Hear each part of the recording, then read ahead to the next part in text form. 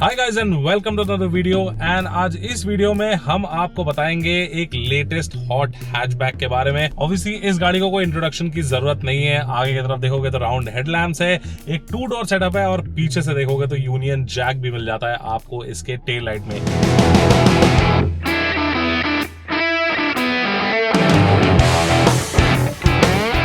Ladies and gentlemen, this is the latest generation of the Mini Cooper S and ये गाड़ी एक absolute hoot है, madness है ये गाड़ी। तो चलिए इस वीडियो को स्टार्ट करते हैं और इस वीडियो में मैं आपको बताऊंगा आपको the all new Cooper S में क्या क्या मिलता है, गाड़ी कैसी चलती है और ये गाड़ी क्यों स्पेशल है। तो चलिए लेट्स स्टार्ट द वीडियो।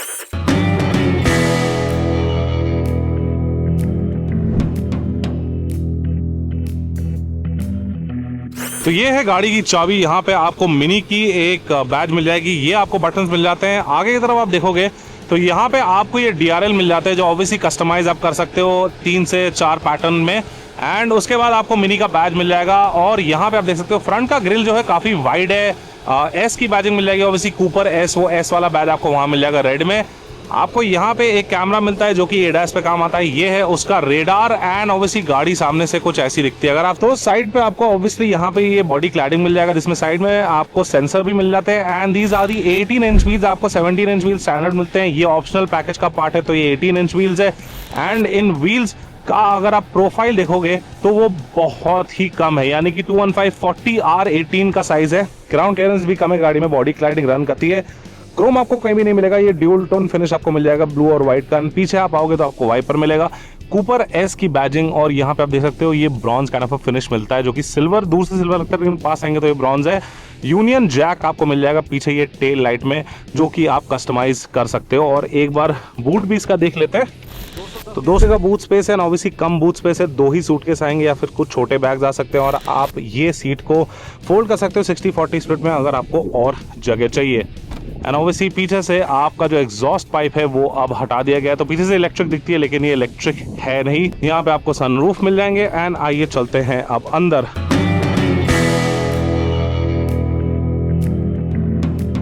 सबसे पहले आप देख सकते हो इसको मिलता है ये फ्रेमलेस डोर्स जो कि बहुत अच्छे लगते हैं।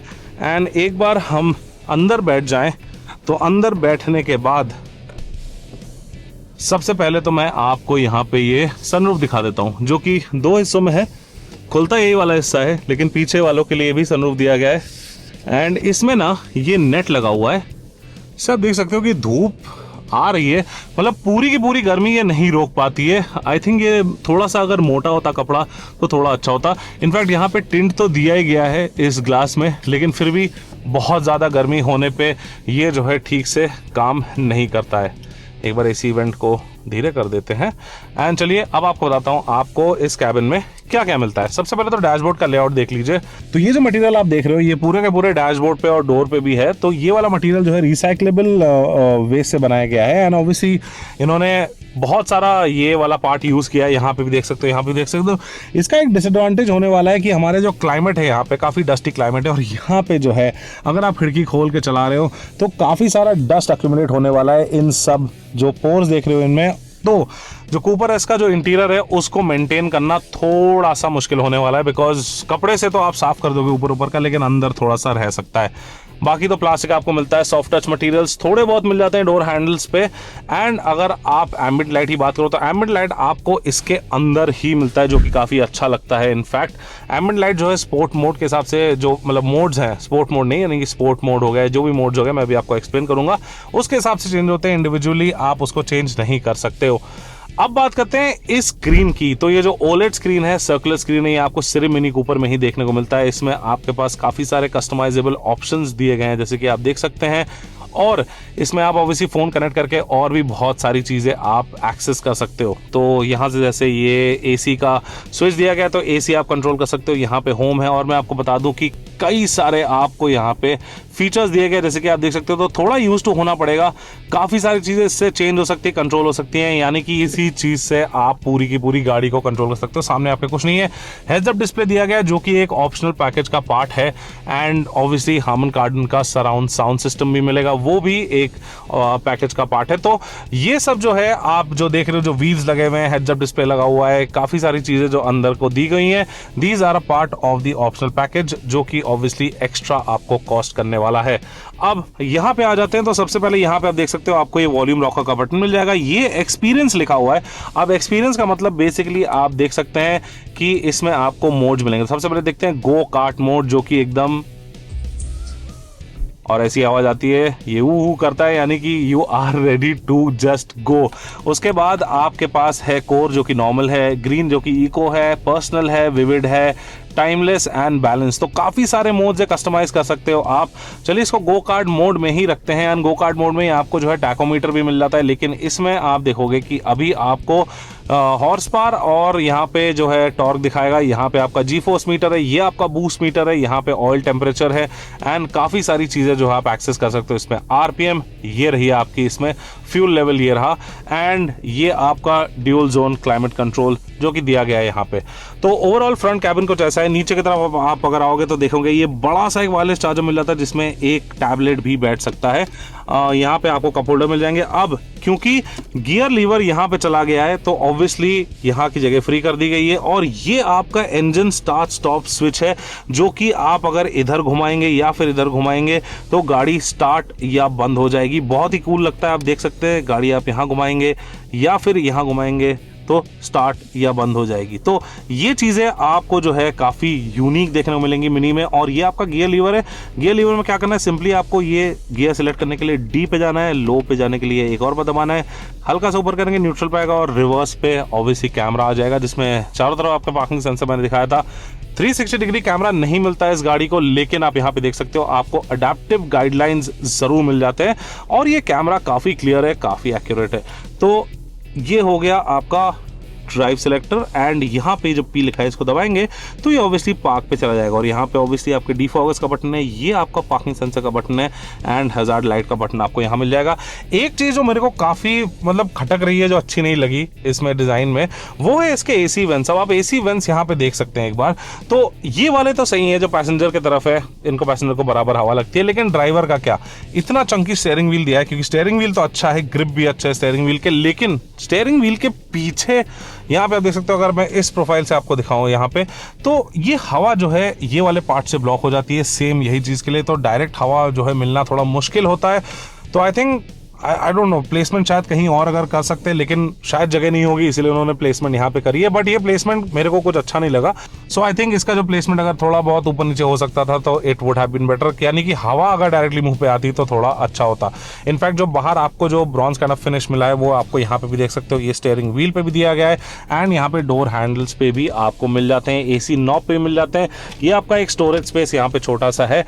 एंड अगर रेयर सीट की बात करें तो इसमें जाने के लिए आपके पास ऑब्वियसली यहाँ पे ये लीवर दिया गया है। इस लीवर को खींच के आप ऐसे करके वहाँ से एक्सेस ले सकते हैं। मैं पीछे जाऊँगा नहीं बिकॉज यूजलेस है, मेरी हाइट 6'1" है, एंड यहाँ पे जाना बिल्कुल ही मतलब this is only for kids.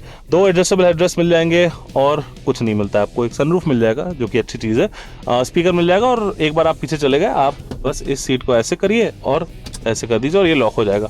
Seat पे भी मिनी की बैजिंग दी गई है। यहाँ पे आपको फैब्रिक अपहोल्स्ट्री मिलता है, लेदर अपहोल्स्ट्री मिलता है, और ये कॉन्ट्रास्ट स्टिचिंग भी मिल जाता है, जो कि ओवरऑल बहुत ही अच्छी लगती है।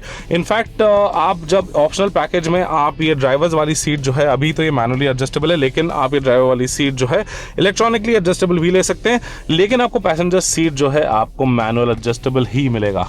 यहाँ पे आपके पास वैनिटी मिरर मिल जाता है, यहाँ पे भी वैनिटी मिरर मिल जाता है, और यहाँ पे ऑटो डिमिंग IRVM, ये आपका डैश कैम जो कि कंपनी से दिया गया है, आगे और पीछे भी लगा हुआ है। और ये आपका एक इंटीरियर कैमरा, मैं इसको चला के दिखाता हूँ आपको। यहाँ पे आप जाएंगे, यहाँ पे है इंटीरियर कैमरा का ऑप्शन। जैसे ही आप ये दबाओगे आप देख सकते हो कि इंटीरियर कैमरा चालू हो गया। क्लैरिटी काफी अच्छी है, आप इस पे फोटोज भी खींच सकते हो, आप वीडियोस भी निकाल सकते हो, लेकिन जब आप चला रहे हो गाड़ी तब आप ये कैमरा नहीं यूज कर सकते हो, क्योंकि आपका ध्यान उसकी तरफ जाएगा। So that will be slightly risky on the road.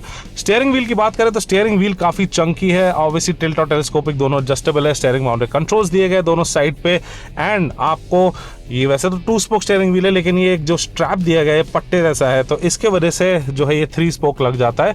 लेकिन overall steering wheel is nice, Chunky steering wheel है, एंड काफी अच्छा इसका ग्रिप है स्टीयरिंग व्हील का।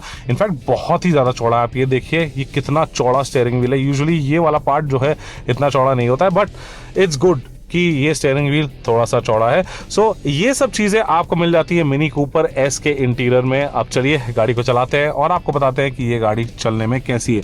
सो let's quickly buckle up and क्योंकि ये सामने आप देख सकते हो ये रोड हमारे पास खाली है, तो हम एक क्विक लॉन्च करेंगे। वैसे इस गाड़ी में लॉन्च कंट्रोल तो नहीं दिया गया है, हम लोगों ने गो कार्ट मोड लगा दिया है और हम ड्राइव सिलेक्ट कर लिया है हम लोगों ने। अब आप देखिए ये 0 to 100 कितनी देर में जाती है। सामने के सामने पूरी रोड खाली है। Let's manually launch the car.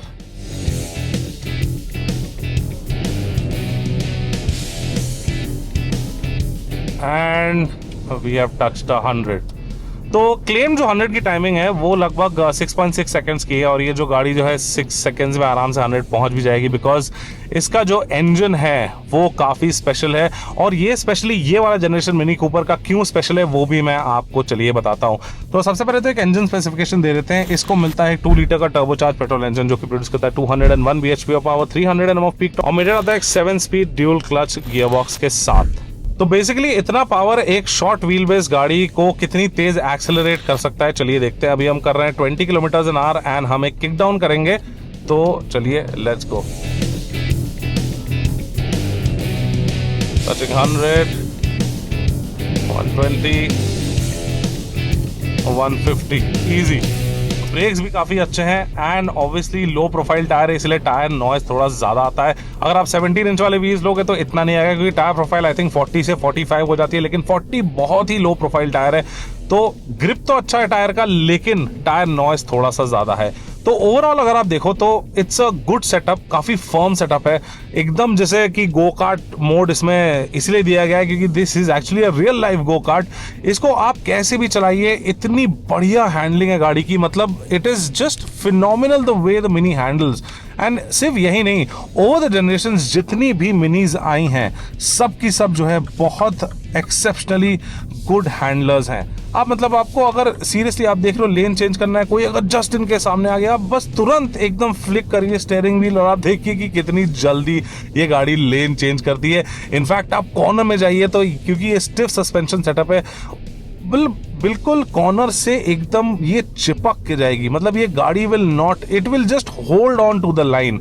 आप इसको कितनी भी तेज, ऑब्वियसली अगर आप एक्सेप्शनल स्पीड्स कर रहे हैं जैसे 200 कर रहे हो और आपको लग रहा है कि आप कॉर्नर कर लोगे तो शायद थोड़ा मुश्किल होगा, लेकिन 100-120 तक आपके पास एक स्वीपिंग कॉर्नर है, आप आराम से इसको ले सकते हो।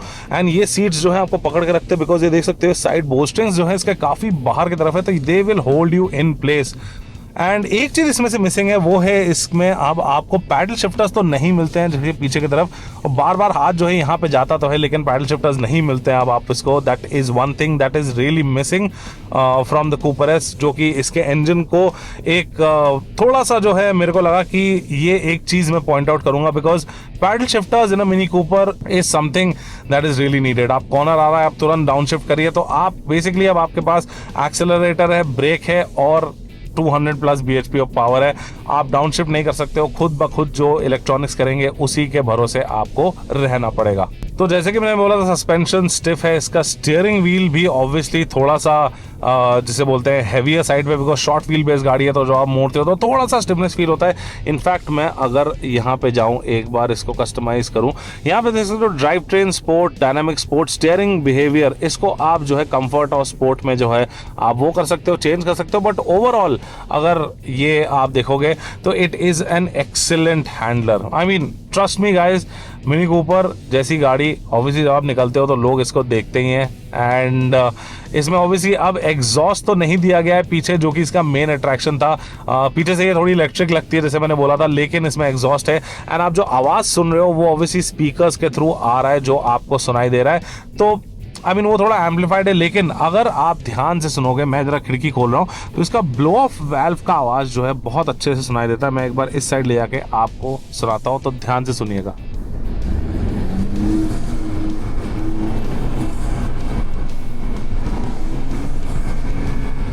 पता नहीं आपको सुनाई दिया नहीं दिया, बट इसका जो ब्लो ऑफ वाल्व का आवाज़ है, जो हिसिंग नॉइज है, सिर्फ वही आता है। इनफैक्ट कुछ लोग ये जो गाड़ी लेंगे इसमें अगर एग्जॉस्ट लगा दो तो this is an absolute hoot, trust me guys. कैसे भी आप इस गाड़ी को चलाइए, थोड़ा सा हाँ गड्ढों से बचा के चलाइएगा, बिकॉज लो प्रोफाइल टायर्स हैं एंड सस्पेंशन थोड़ा सा स्टिफ है, तो थोड़ा टायर को डैमेज हो सकता है अगर आप बहुत तेज़ एक गड्ढे पे ऐसे करके हिट करेंगे। वो थर्ड नॉइज़ इंसुलेशन थोड़ी ऑब्वियसली अच्छी होनी चाहिए थी गाड़ी में, बट नॉनदलेस मिनी कूपर है, इसको आप जब भी चलाते हैं आपके चेहरे पे एक स्माइल ज़रूर आ जाएगी। एंड अगर आपको इसका एक और परफॉर्मेंस वेरिएंट चाहिए तो obviously you have the JCW। Kit की बात नहीं किट की बात नहीं कर रहा हूँ, मिनी कूपर JCW की बात कर रहा हूँ। वो चीज़ में आपको एक एग्जॉस्ट मिलता है, बेटर ट्यून मिलता है, यानी कि ज़्यादा पावर मिलती है, एंड आपको JCW सीट्स मिलते हैं, एंड वो चीज़ एक एब्सोल्यूट ट्रैक वेपन है। ये भी ट्रैक वेपन है, बट वो पूरी की पूरी ट्रैक फोकस्ड कार है। तो कैसी लगी आपको मिनी कूपर एस, आप हमको बताइए। अगर प्राइसिंग की बात करें तो ये चीज़ जो है स्टार्ट होती है अराउंड 45 लाख रुपीज़ एक शोरूम पे। ये नया वाला कूपर एस, ऑब्वियसली आपके पास ऑप्शनल पैकेजेस भी हैं, जैसे कि क्लासिक पैक हो गया, और उसके ऊपर भी यानी 5 to 8 लाख रुपीज़ आप अगर ऊपर दोगे तो आपको बहुत सारी चीज़ें एडिशनल मिलेंगी, जैसे अलॉय व्हील्स हो गया, हेड्स अप डिस्प्ले हो गया, सीट्स हो गया, इलेक्ट्रॉनिक सीट्स हो गई, तो ये सारी चीज़ें आपको मिलेंगी। तो कैसा लगा आपको मिनी कूपर एस, आप हमें कमेंट में ज़रूर बताइए।